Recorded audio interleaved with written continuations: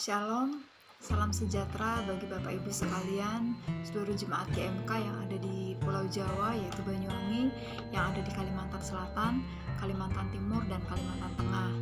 Saya berdoa agar kita senantiasa ada di dalam perlindungan Tuhan yang sempurna, khususnya di dalam masa-masa pandemi ini. Puji Tuhan.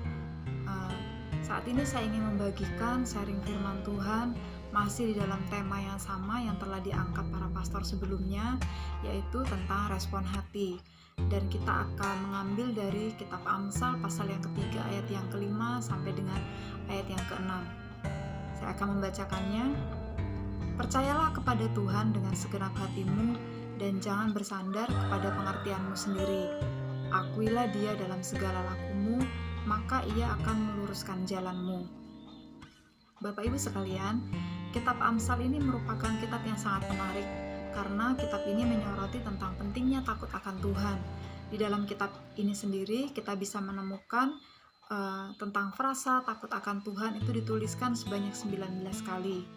Nah, ketika saya mengamati dua ayat yang telah saya bacakan tadi, saya menemukan ada 3 kalimat perintah. Kalimat yang pertama yaitu percayalah kepada Tuhan dengan segenap hatimu. Yang kedua, jangan bersandar kepada pengertianmu sendiri.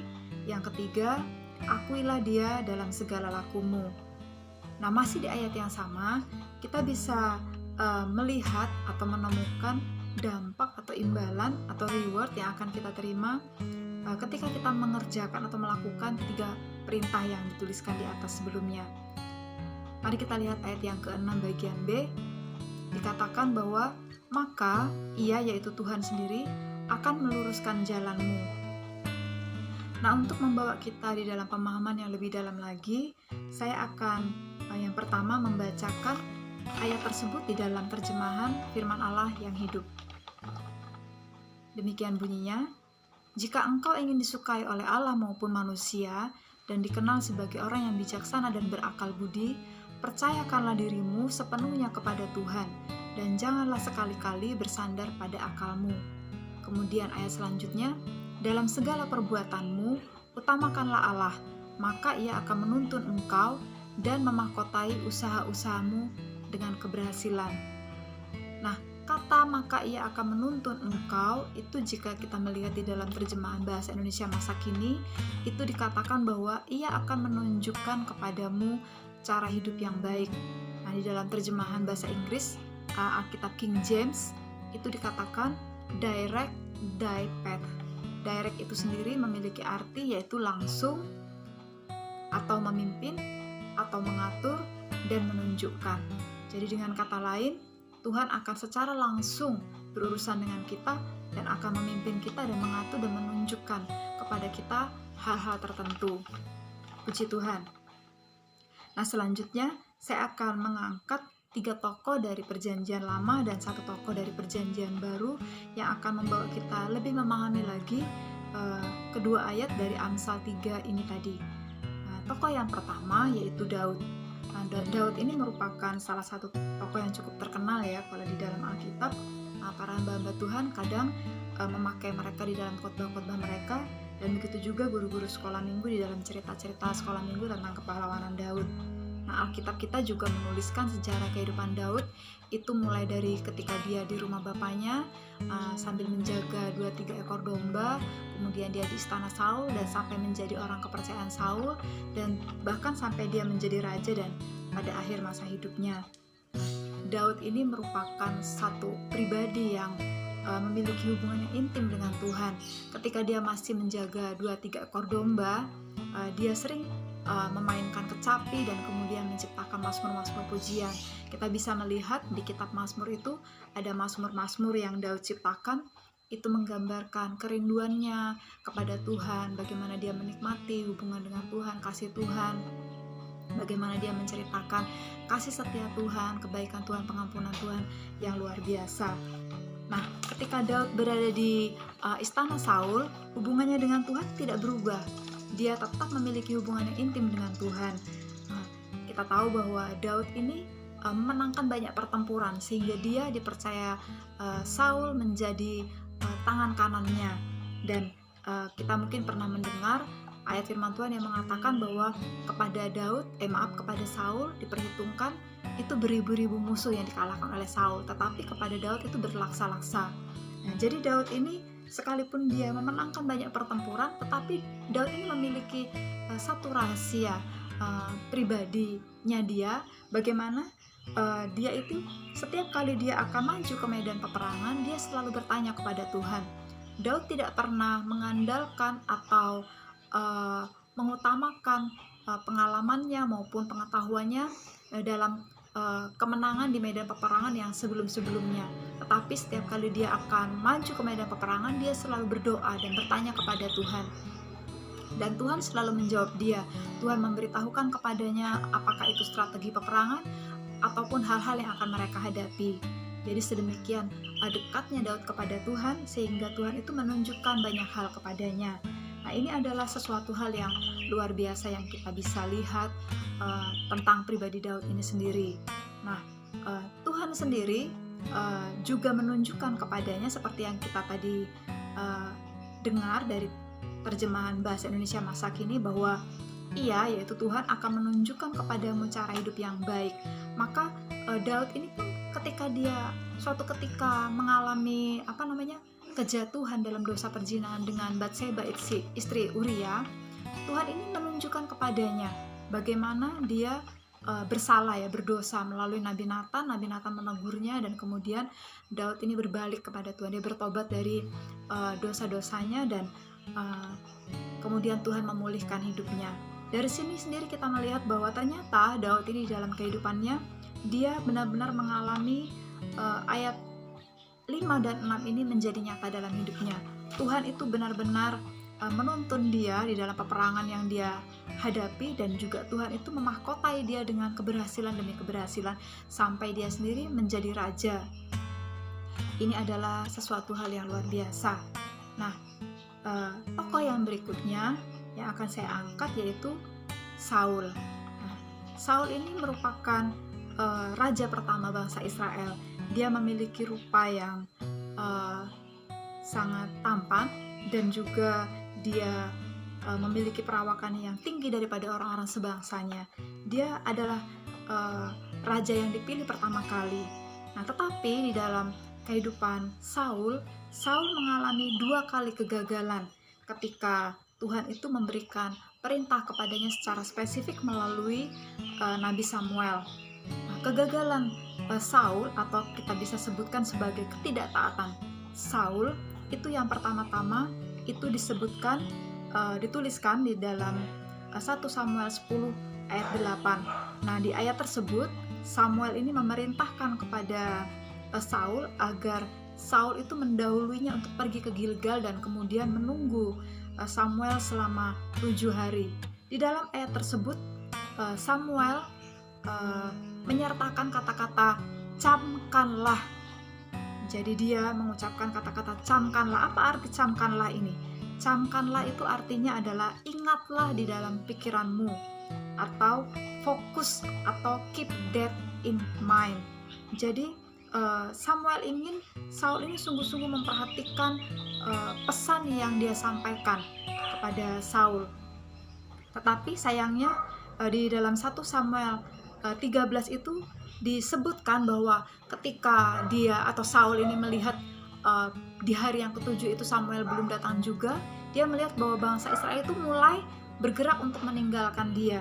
Akhirnya dia mengambil langkah yang justru diperingatkan oleh Samuel. Disinilah kegagalan awal Saul ini dalam mentaati Tuhan. Kegagalan Saul yang kedua itu dituliskan di dalam 1 Samuel yang ke-15, yaitu ketika Tuhan ingin memusnahkan bangsa Amalek. Tuhan memerintahkan melalui Samuel agar Saul ini membunuh setiap orang yang ada pada bangsa Amalek, bukan hanya orang tua saja atau orang dewasa saja, melainkan seluruh sampai ke anak-anak dan bayi-bayi mereka ditumpas, dan bahkan seluruh ternak yang mereka miliki Tuhan perintahkan untuk dimusnahkan. Tetapi yang dilakukan Saul itu berbeda. Saul tidak membunuh semuanya.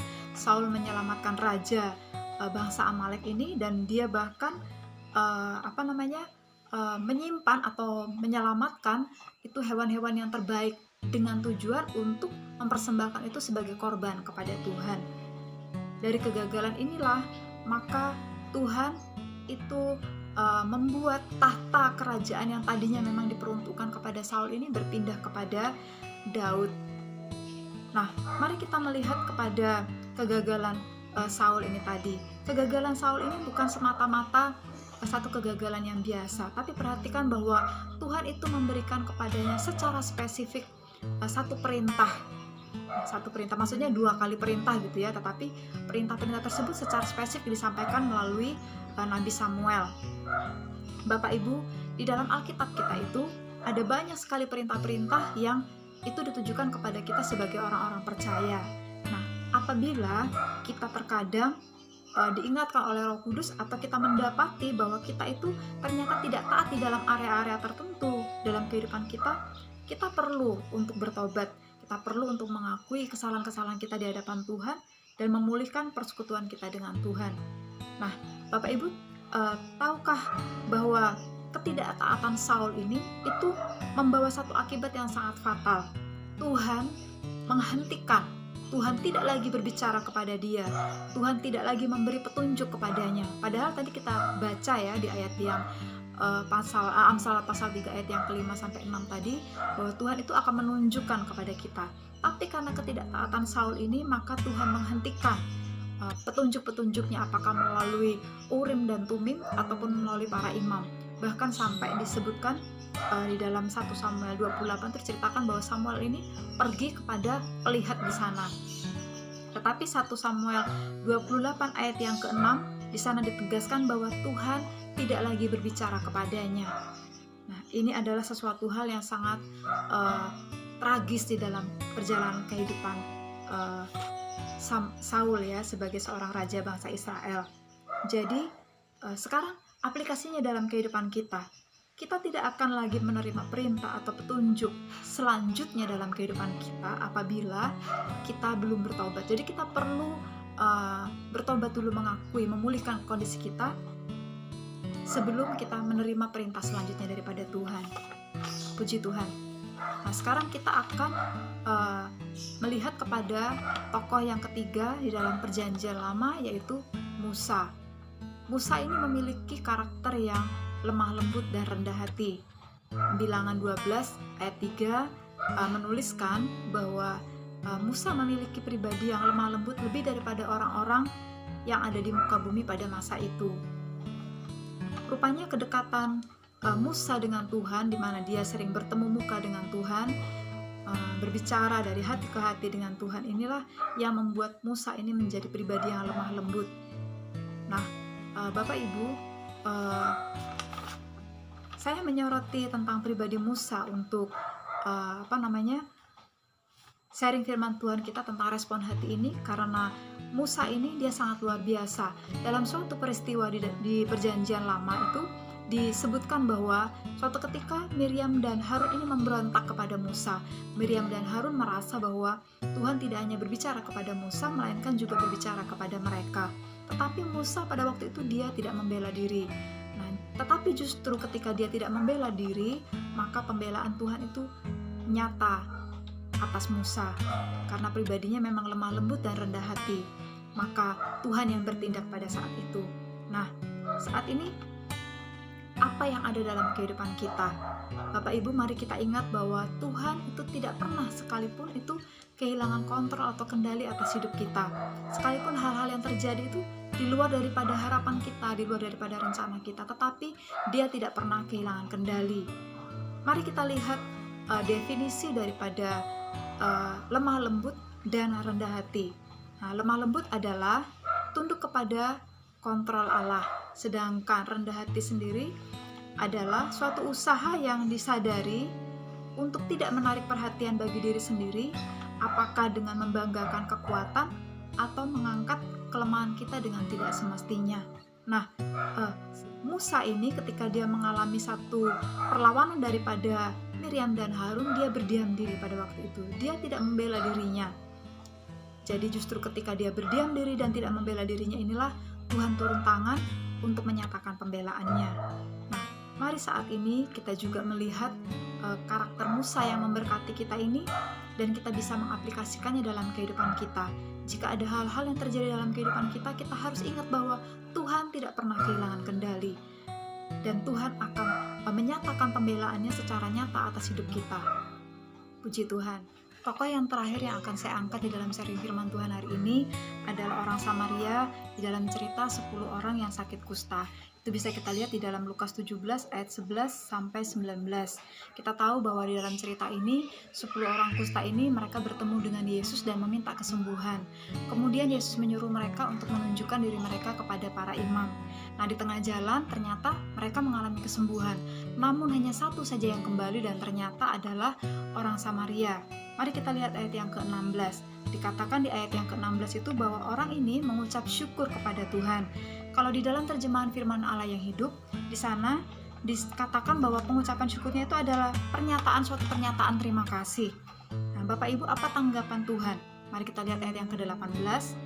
Ayat yang ke-18 mengatakan bahwa Tuhan itu mempertanyakan kemana yang 9 orang yang lainnya. Apakah hanya satu orang ini saja yang datang untuk memuliakan Allah? Jadi dengan kata lain Bapak Ibu, ketika orang Samaria ini menyatakan terima kasih kepada Tuhan atas kesembuhannya, sesungguhnya di dalam pandangan mata Allah, orang Samaria ini telah memuliakan Allah dengan pengucapan syukurnya itu. Mari kita lihat lagi ayat yang ke-19. Ayat 19 mengatakan bahwa Tuhan mengatakan, "Pergilah, imanmu menyelamatkanmu." Kalau di dalam terjemahan King James, Alkitab King James, di sana dikatakan itu made the whole. Made the whole itu artinya bahwa orang Samaria ini dibuat menjadi utuh dan sempurna. Apa yang dibuat menjadi utuh dan sempurna? Mari kita lihat dulu ke Ibrani 11 ayat yang ke-6. Bapak Ibu, di Ibrani 11 ayat yang ke-6 dikatakan bahwa iman itu adalah mempercayai bahwa Allah itu ada dan bahwa Allah itu memberi upah kepada yang sungguh-sungguh mencari Dia. Ini adalah suatu pengakuan kepada keberadaan Allah. Inilah yang terpenting bagi Allah. Nah, yang istimewa dari pribadi orang Samaria ini adalah ketika dia datang dan mengucap syukur kepada Tuhan, dia bukan saja memuliakan Allah, tetapi dia mengakui keberadaan Allah. Dan justru karena itulah imannya ini membuat kesembuhan itu terjadi dengan sempurna. Bukan saja terjadi secara jasmani, melainkan juga secara rohani. Jadi sempurna dan utuh Tuhan membuatnya.